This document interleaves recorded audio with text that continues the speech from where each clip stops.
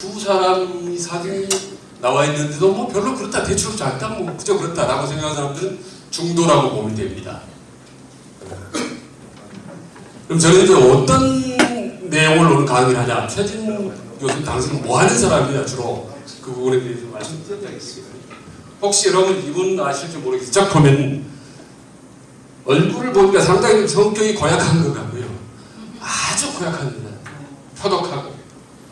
그리고 머리나 보니까 아주 그 사치, 낭비를 엄청 좋아합니다.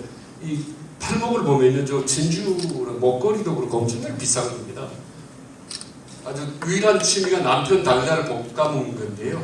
남편이 얼마나 피곤하겠습니까? 이 남편 혹시 아실지 모르겠는데요. 링컨 대통령의 부인입니다. 마리 토드 링컨 여사라세요.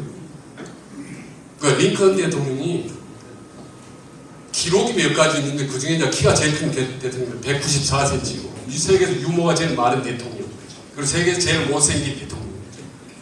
근데 당신 왜 그렇게 유모가 많냐고 물어봤더니 나는 우리로 마누라하고 살다 보면 하루도 못 살아.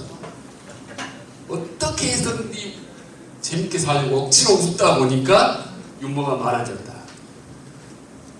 그래서 링컨 대통령 리더십을 연구하려면요 반드시 마리토드 링컨 여사는 마누라를 대놓고 보면 링컨의 리더십을 제대로 볼 수가 없어요. 윤석열 대통령 리더십을 보려면 누구를 봐야 되는 거예요? 마찬가지로 모든 대통령이 다 마찬가지입니다.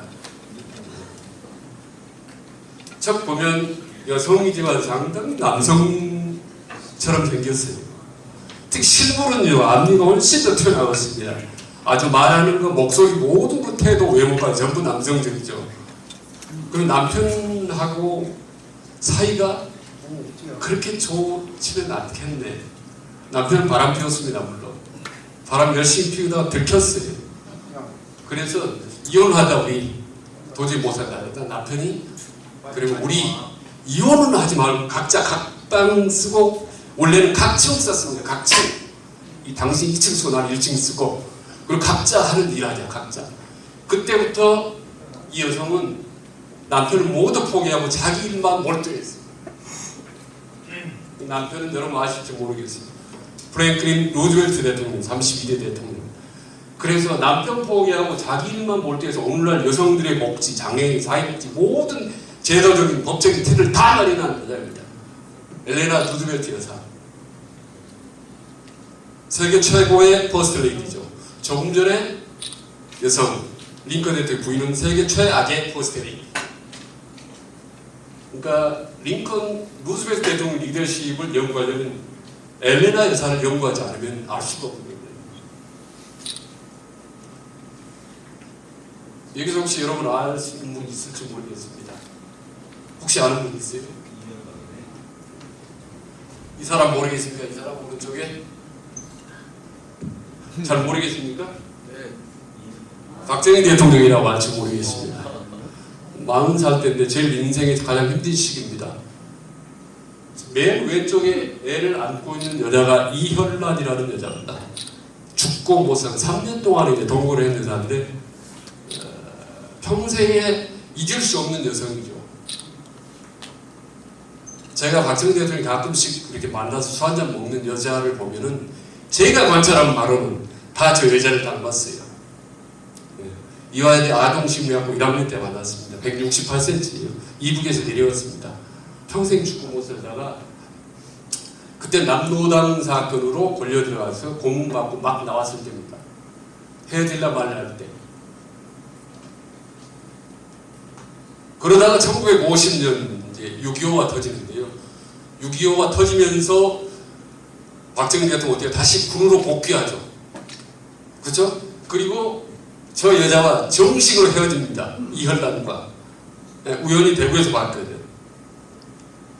이상한 님 결혼했다는 소식도. 그리고 첫 번째 부인 김호남 여사하고 처음으로 도장을 찍습니다. 1950년에. 그리고 12월달 유경수 여사하고 결혼을 하게 되죠. 1950년에 새 여자하고 정리를 합니다. 그리고 군에 복귀하고 1950년은 어마어마한 해죠. 박정희 대통령한테는.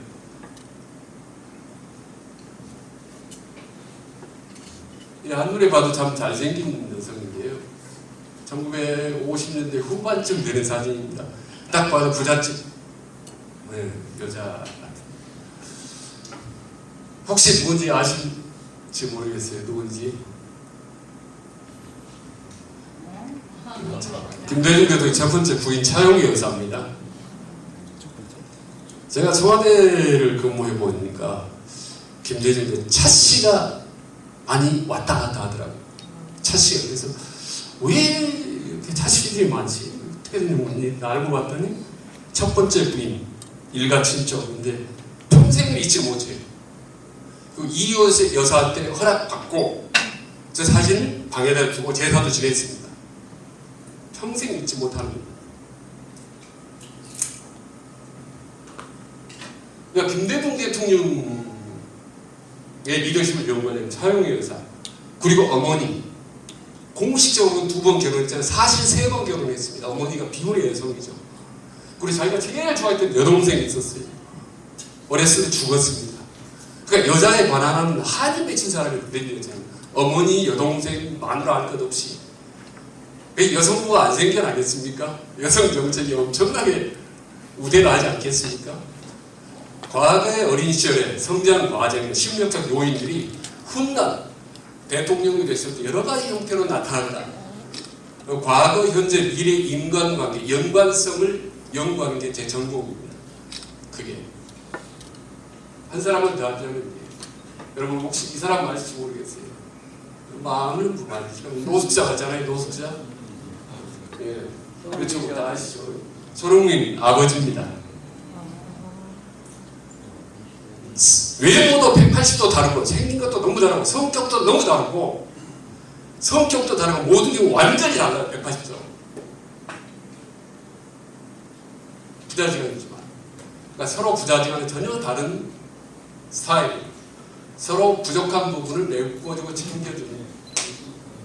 과거의 모든 4명의 대통령들을 책임지고 있습니다. 반드시 어떤 사람이 잘 나갈 때는 그 옆에 또 다른 사람이 있었다는 것.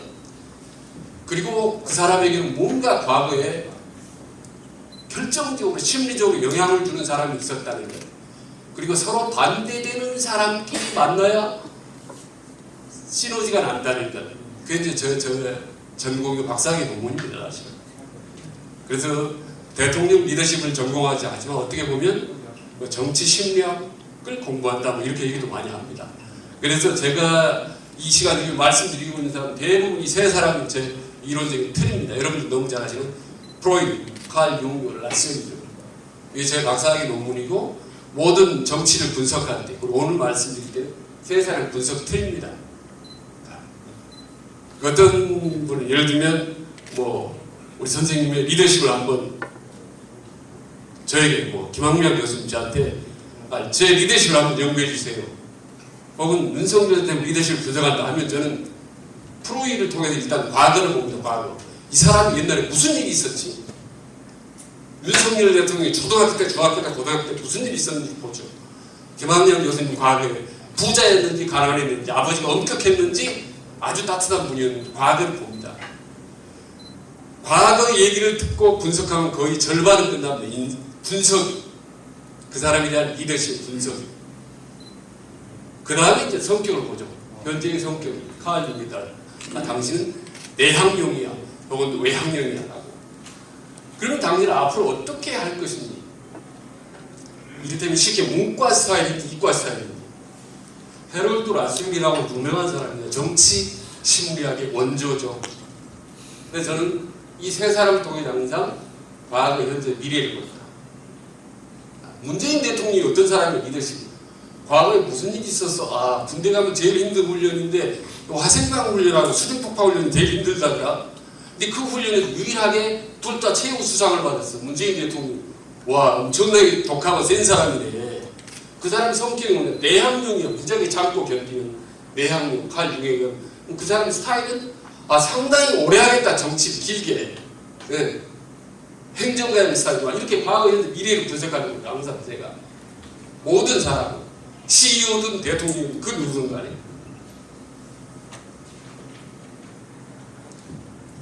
그래서 이제 융 프라이드, 프로이드, 라스를 합쳐서 제가 이제 조어를 해봤습니다. 융프라고라고 했어요. 그 이제 제 소개입니다만은 저는 뭐 특별한 건 없습니다. 이제 대통령 리더십을 오랫동안 해왔다는 것, 하고 심리경영 CEO 이런 거 합니다. 사실 저희 같이 이제 공부를 하는 사람 컴플렉스가 뭐냐면요, 외국에서 얼마나 제대로 공부를 했느냐 하는 건데, 전 그게 없어요. 우리 김한근 교수 같은 경우는 이제 미국의 명문대에서 석박사를 했지만, 저는 이제 그런 게 없기 때문에 상당히 컴플렉스가 강하죠. 그렇기 때문에 뭔가를 제가 하나 파지 않으면 살아남을 수가 없다. 그래서 일찌감치 제가 대통령의 리더십 심리학적으로 분석해서 대안을 제시하는 것, 이거를 제가 오랫동안 파왔기 때문에 제가 어떻게 보면 이 자리에 있는, 어떻게 보면 저보다 훨씬 훌륭하신 분들 앞에 제가 말씀드리는 것도 바로 대통령 리더십을 하나 팠다. 오랫동안 제가 책을 쓴 겁니다. 제가 근데 책을 하고 공부를 해도 우리 교수님들이 인정을 안 해주면 소용이 없거든요. 그래서 우리 교수들, 잘나고 똑똑한 교수라도 인정을 받아야 되겠다라고 쓴 게 두 번째 대통령 리더십 총론 740페이지. 저 책을 마무리할 때 제가 이 국민대 강의를 한번 왔었던 정치대학원 때. 근데 이런 말씀 드릴지 모르겠는데, 그때 이제 저 책에서 건강 최악의 상태였는데, 그러니까 학문을 이렇게 열심히 갈고 닦으면 학문에서 피가 난다. 그때 극도의 치질이 심했었어요. 생생히 국민대에서 강의하고 가는데 진짜 이저 팬티에 양복에 전부 피가 젖어가지고 갔던 기억이 생생합니다, 사실. 그래서 이제 수술을 세게 했었죠. 그래서 이제 결국 낫습니다만은, 제가 이제 대한민국 학술원에서 우수학술도서 선정이 돼서 전국에 이제 국공립 대학교 전부 비치가 합니다. 정부 예산. 그 다음에 이제 두 번째는 이제 참모론, 저건 이제 문화관광부에서 학술도서로 선정이 돼서 배포를 하고, 그래서 저 총론은 이제 한양대학교나 국방대나 경찰대나 다 교재로 쓰고 있습니다. 제가 저자인지는 모르더라고요. 워낙 책이 두껍고 좀 뭐 그렇습니다. 최근에 쓴 책입니다만은, 그래서 대통령 리더십만 쭉 오래 하다 보니까 CEO 강의를 많이 다니고, 그래서 대통령으로 강의를 이렇게 초청하게 되면 드뭅니다. 대부분 CEO 강의를 많이 하는데, 제가 그래서 이 시점에 대통령이든 CEO든 대학 교수든 누구든지 반드시 알아야 될 10가지 인생의 노하우가 없습니다. 반드시 알아야만 될 10가지 테마, 그걸 제가 최근에 써서 출판사가 알아보고 있는 중입니다. 그게 이게 10가지입니다. 제가 이들은 반드시 알아야겠다. 사업을 하든 정치를 하든 누구를 하든 뭐를 하든 한 1시간 정도에 읽을 수 있는 책을 썼는데요. 모르겠습니다. 이거는 제가 반드시 알아야 된다고 생각하죠. 누구든지. 고등학생도 대학생도 반드시 알아야 된다.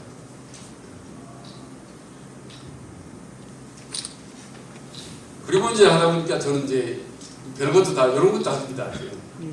대통령과 남편과 또 배우자 공통점이 많아요. 요즘 진짜 하다 보니까 별거 다 합니다, 제가. 이런 거 다 합니다.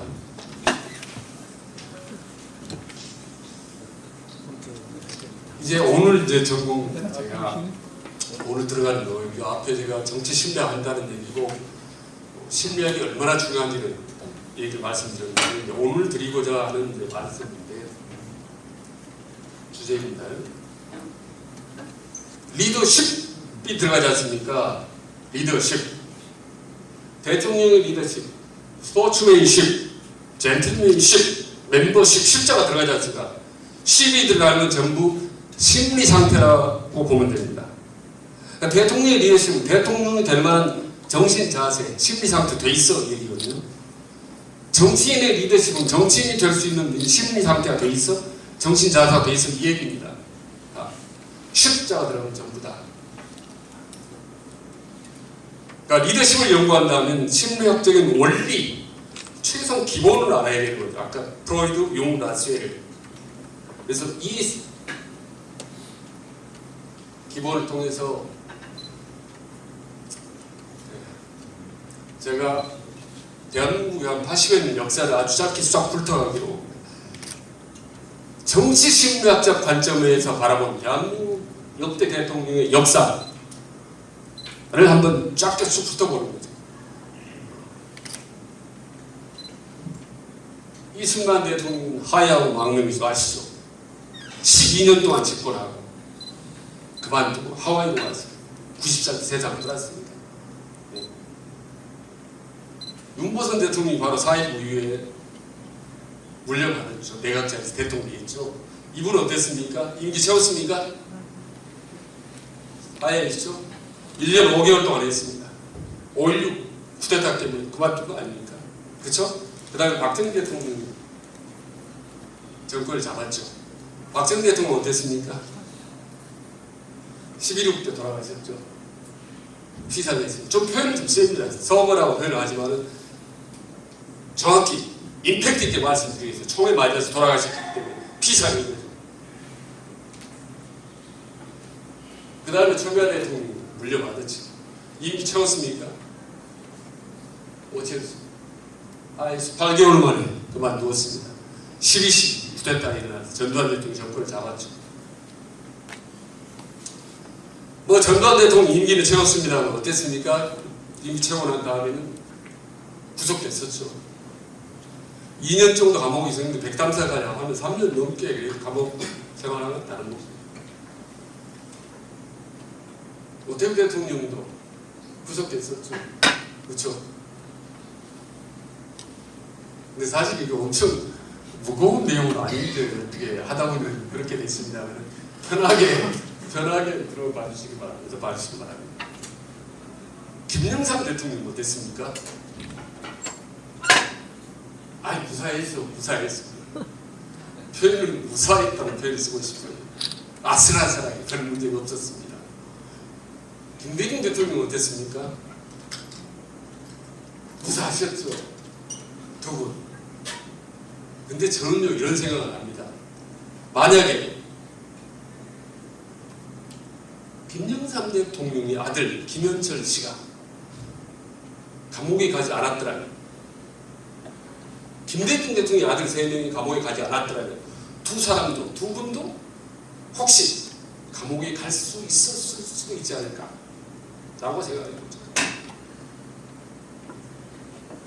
누가 어느 대통령이 자기가 감옥에 갈 줄 알았겠습니까?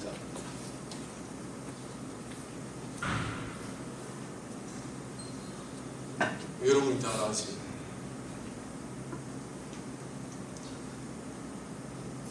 스스로 목숨을 내셨죠. 지금 지난 여름에 휴가 때 그냥 부엉이 바위 딱 떨어질 때 그 바위 옆에 가봤습니다. 그때 어떤 심정이었는지 어떤 상태인지. 바로 떨어지는 그 바로 앞에는 철조망으로 남았는데 한 10m 전망 지점에 가서 여기를 봤죠.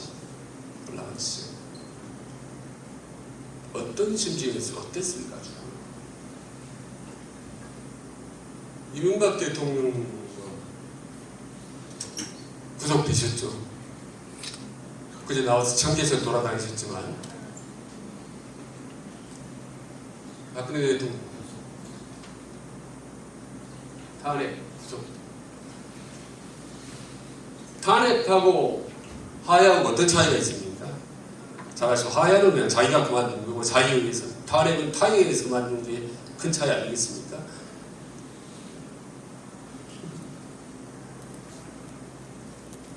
문재인 대통령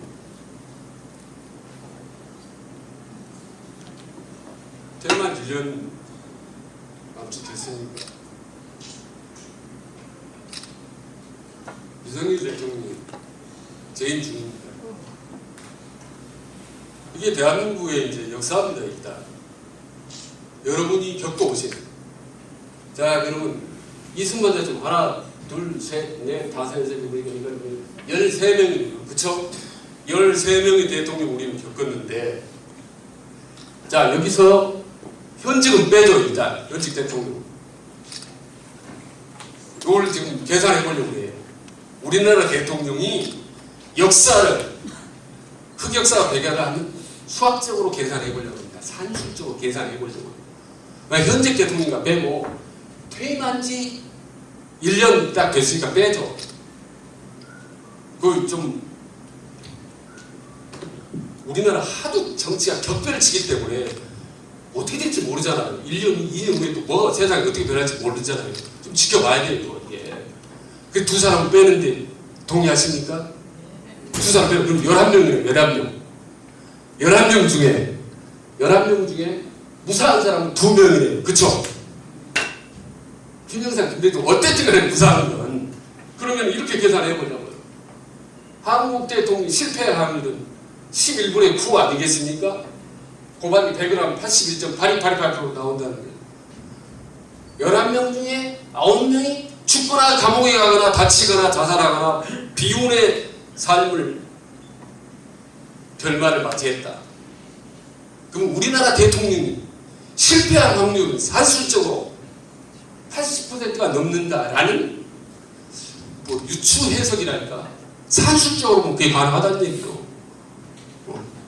그렇다면 이런 질문도 가능할까? 혹시 앞으로 문재인 대통령이나 윤석열 대통령도 혹시 실패할 확률이 80% 넘을 수도 있지 않을까? 라고 걱정을 해볼 수도 있지 않겠습니까? 산술적으로 보면. 그러면 반대로 한국 대통령이 성공할 확률, 흑역사가 아니라 백역사. 그러면 11명 중에 2분이 무사했네. 그럼 11분의 2 곱하기 100 하면 되겠네요. 그렇죠? 그러면 18.18%가 되어 나오더라고요. 한도 끝도 없이. 네. 우리나라 대통령이, 대한민국의 대통령이 성공할 확률은 20%가 채. 고맙습니다. 아이고, 그렇지 않아도 이제 우리 요 하나.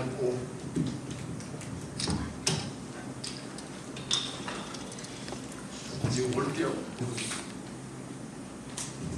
이 목과 몸 안에까지 완전히 갈증이 아주 가득 차고 목숨을 걸고 뛰어왔습니다. 국민대학교.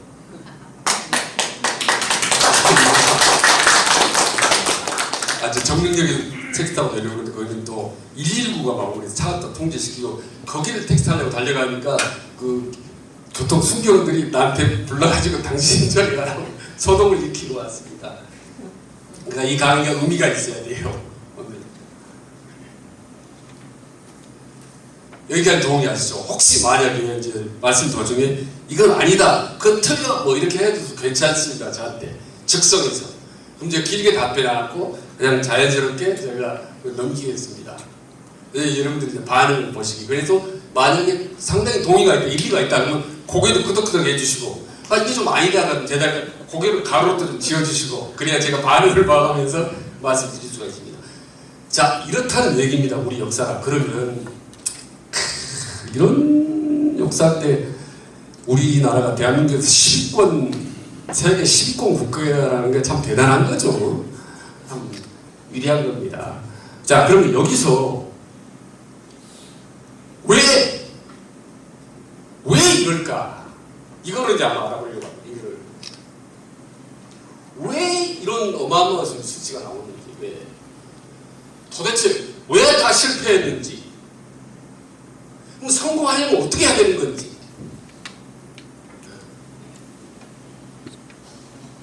여러분들 한번 생각해보세요. 왜 우리나라 대통령은 다 실패했습니다. 다 골로갔거나 다 죽었거나. 정치 심리학적 관점에서 본다면 제가 연구하고 분석해보면 딱 제일 중요한 거 하나만. 순서 제 1번은 저는 오만함이라고 보죠. 오만함. 오만함은 심리적 오만함입니다.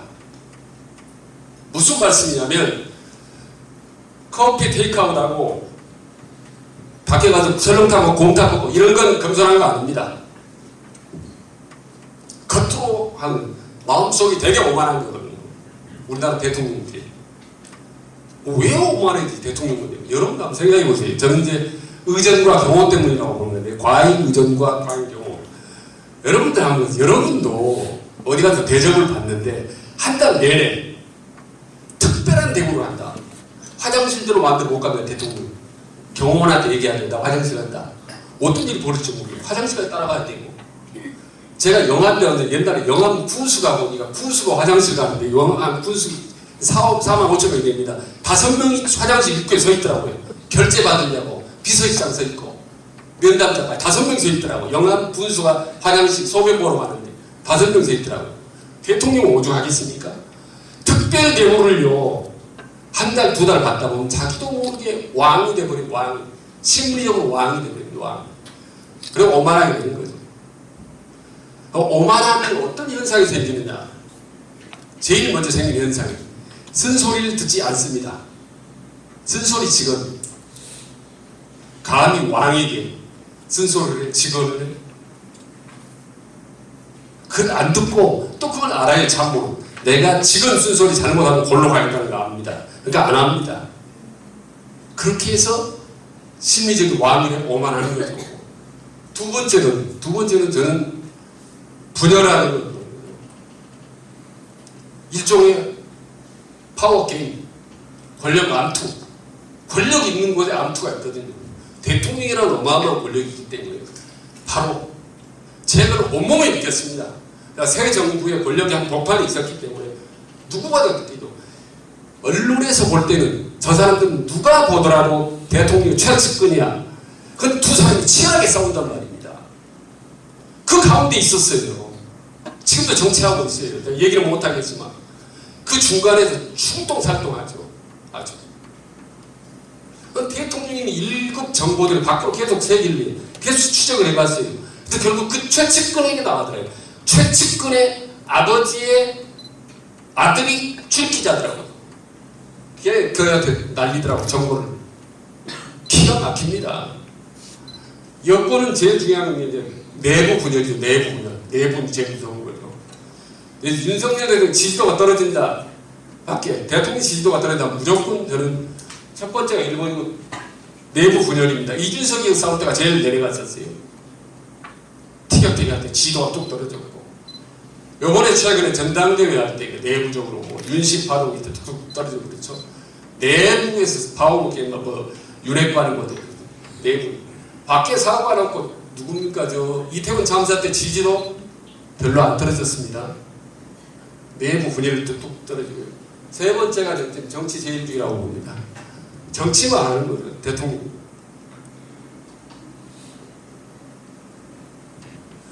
경제가 중요하고 외교 안보가 중요하다라고 말은 하지만은 정치를 하면은 모든 게 해결될 거라고 착각을 합니다. 마지막 순간까지 정치.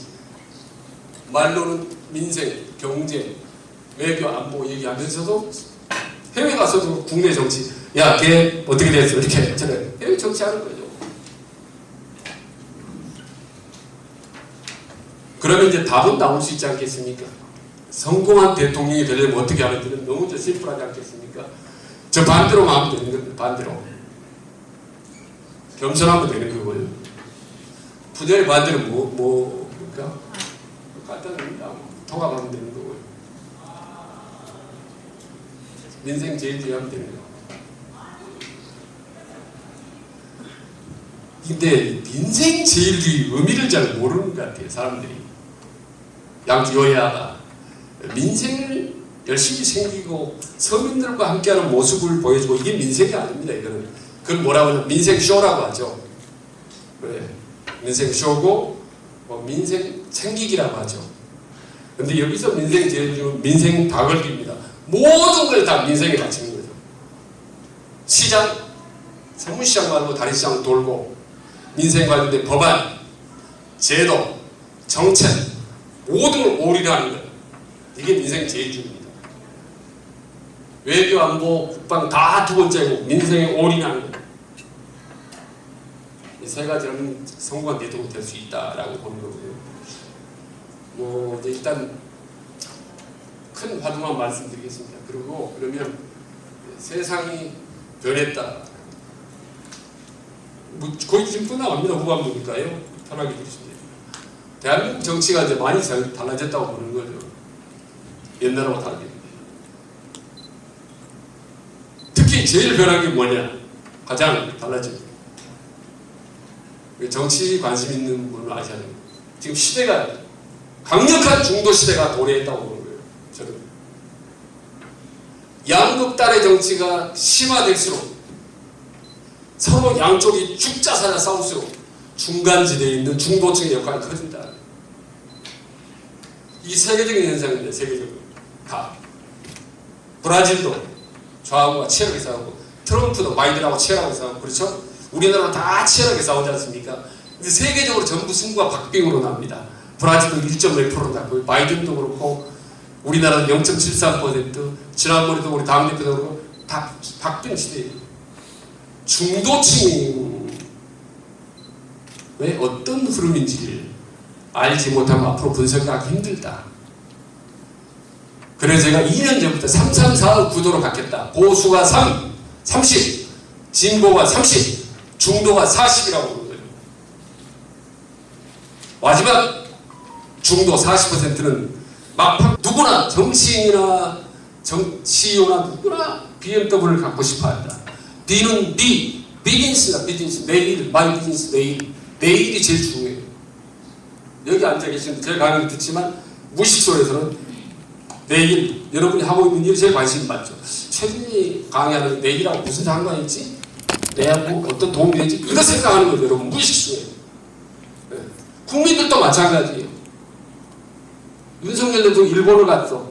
한일 뭐 적극적으로 하고 미국 감미동맹 가고 저게 내일하고 무슨 상관이지? 내일에 도움이 되나? 자기도 모르게 그렇게 생각한다는 거죠. 무의식적으로. 두 번째 M은 머니입니다. 머니. 돈. 마이 머니. 저게 돈하고 무슨 상관이지? 나한테 돈 되나?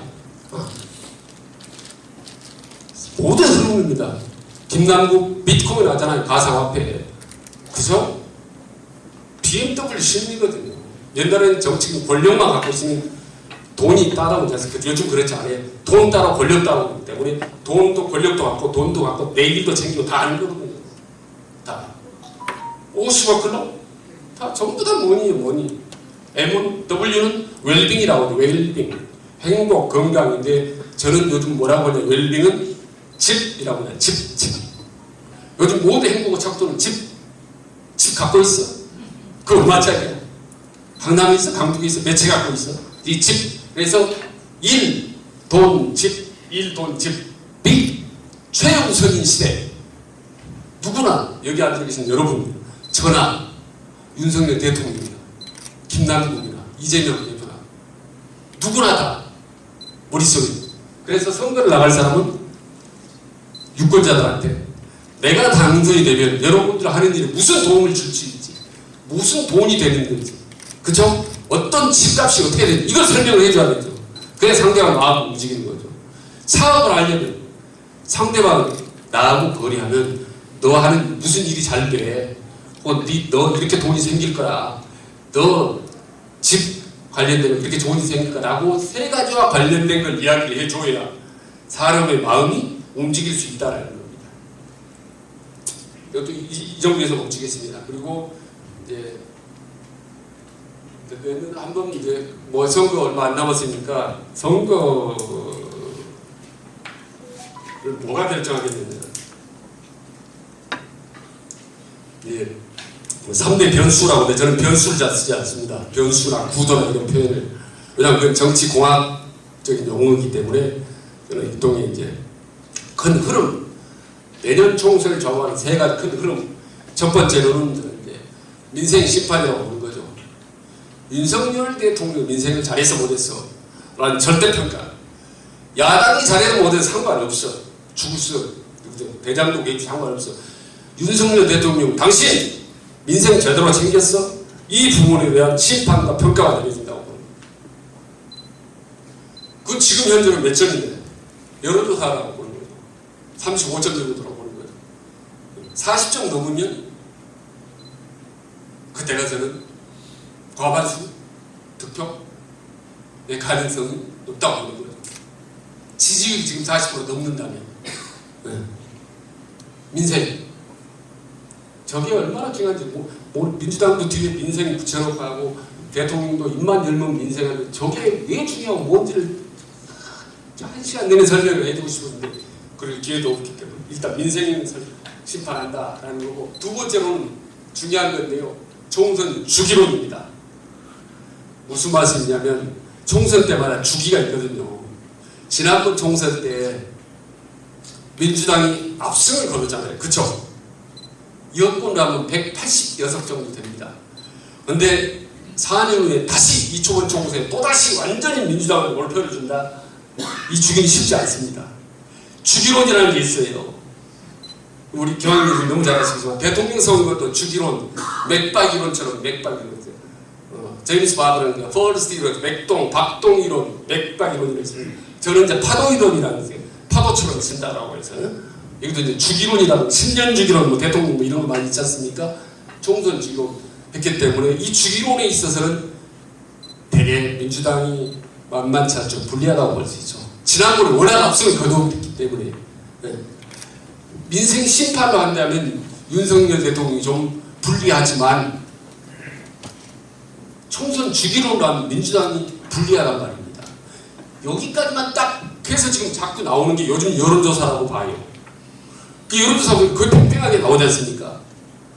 그럼 막판에 승부를 누가 겨루는데, 승부는 딱 가보니까 과반수라든지 아니면 압도적으로 여각이든지 야각이든지, 그거는 제가 아까 말씀드렸다시피 중도층이 결판 냈다고 보는 거죠. 중도층이. 그러면 이제 원래대로 한다면 중도가 누군데, 중도가 좋아하는 게 뭐고 중도가 싫어하는 게 뭔데, 여기까지 이제 깊이 들어가야 되겠죠. 그거는 이제 다음에 기회 있으면 드리려고 일단 여기까지 말씀드리고, 마지막으로 이제 뭐 개인적으로 이제 뭐 말씀드린다면, 여러분들에 대해서 개인 컨설팅 한다면 첫 번째는 자가진단하시라고. 여러분들이 앉아 계신 분들이 사업을 하든 정치를 하시든 무슨 일을 하든지 스스로 자가진단하시라고. 뭐를 자가진단하는데 내 성장 과정도, 내 성격이 어떻고 스타일이 어떤지 스스로 여러분들이 알아셔야 돼요. 나는 외향적이냐, 내한성적인 스타일이냐, 내 컴플렉스는 뭐야, 나는 어떤 트라우마가 있어, 이걸 스스로 아셔야 된다. 엄청나게 중요한 건데, 이게 자가진단 스스로.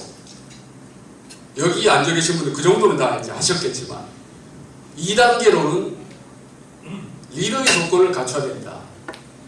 이것도 제가 별도의 강의하는 테마인데, 제가 35년 동안 사회생활 하면서 만났던 모든 잘 나가는 사람들은 공통점 3가지가 있다. 초등학생이든 중학생이든 고등학생이든 공무원이든 CEO든 정치이든 간에 모든 사람들 3가지 자질이 있더라고. 3가지 다. 그거 여러분도 갖춰야 돼요. 그게 제가 말씀드렸습니다. 하나는 뜨거운 열정, 변화, 긍정.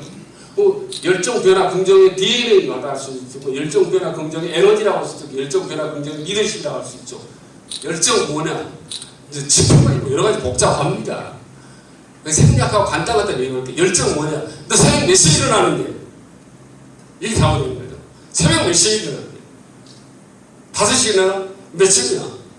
제가 아는 지금 딱 가까운 사람들, 잘 나가는 사람들 5명 있거든요. 한 사람은 방송국 사장, 여러분도 너무 잘하는 사장이고, 또 한 사람은 유튜브 돈 억수로 벌죠. 또 한 사람은 내 친구인데 자기 건물 빌딩 몇 개 있어요. 새벽 3시 반에 일어납니다. 그리고 보통 3시에 일어나고, 그러다 졌다고 했어요. 졌다고. 5명이 다 그렇더라고요.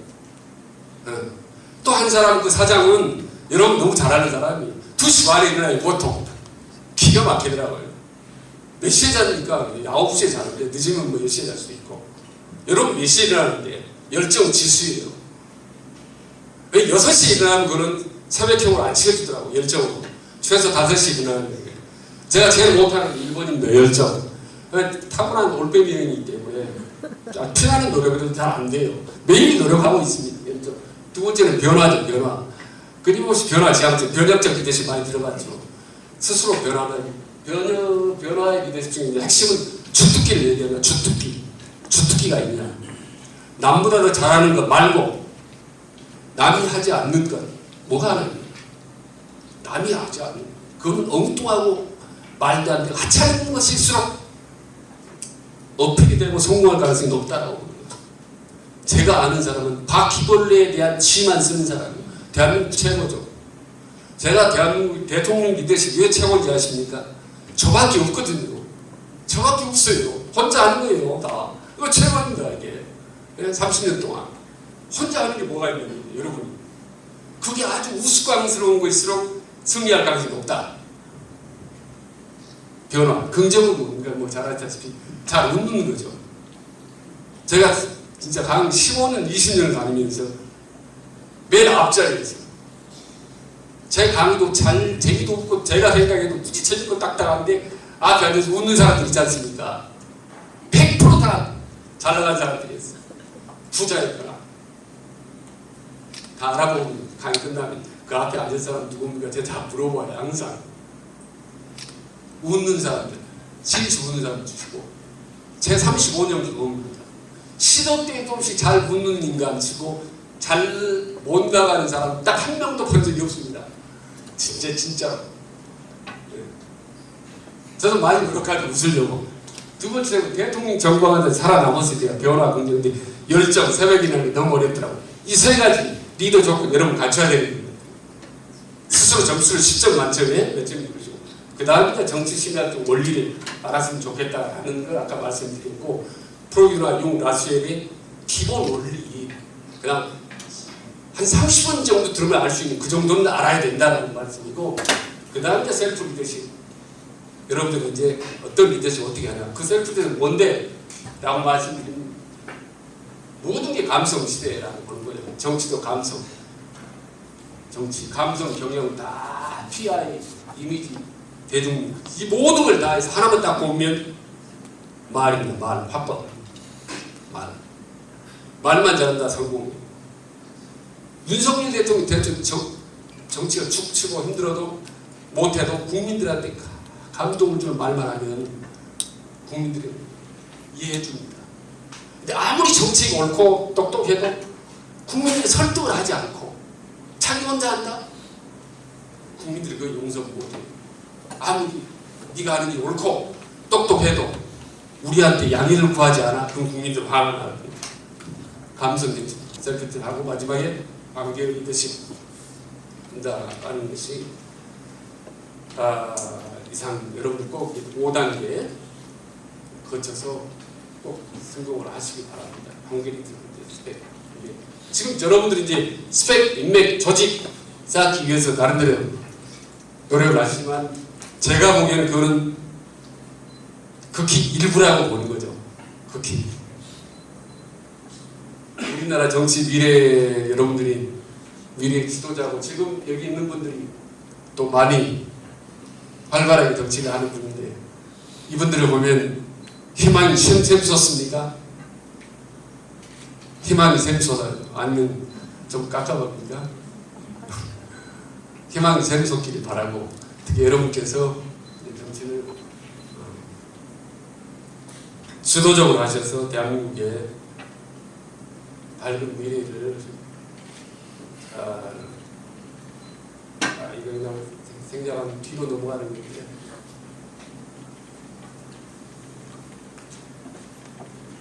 아이고 길어서 콘텐츠가 어떻게 되나.